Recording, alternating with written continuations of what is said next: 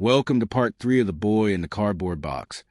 You are watching the True Crime Report. No one recognized him. No parents claimed him. To detectives, that silence was more disturbing than the crime itself.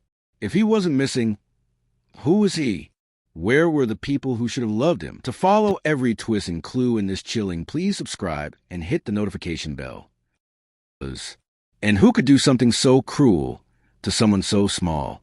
Among those few was a forensic artist who spent years redrawing the boy's face, aging him, restoring his image, and a young man who claimed the boy came from a secret foster home in a nearby neighborhood. His story would spark one of the strangest theories in American true crime, a theory that would divide investigators for decades. Every mystery eventually breeds stories, some true, others born of desperation. But in the case of the boy in the box, the theories became almost as haunting as the crime itself. As years passed and leads faded, investigators were left chasing shadows. And when facts ran dry, theories filled the void. Some were simple, others were dark, and one too strange to ignore. In the early 1960s, an investigator noticed something.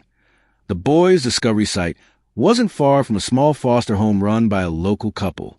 The place had a history of taking in children, some legally, some quietly. Neighbors whispered that kids were seen scrubbing floors, doing chores at odd hours. Rumors said the couple wasn't always gentle. Detectives wondered, could the boy have lived there? They checked the home, questioned everyone, even inspected the property. But they found nothing. No missing child, no blood, no sign of foul play. Still, that didn't stop the whispers. Then, years later, a woman came forward claiming she knew the boy and his mother. She said the child's name was Jonathan. According to her, his mother had given birth out of wedlock, and the man she was with hated the child. One night, after months of abuse, the boy was killed during a violent outburst, and his body was left in the woods. It sounded believable, but when investigators checked her story, not one detail could be proven. No birth record, no known family, no trace of the people she described. Some detectives believed she was telling the truth.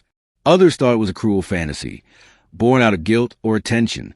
Still, every story, every possibility, left one aching question unanswered. Who is this boy?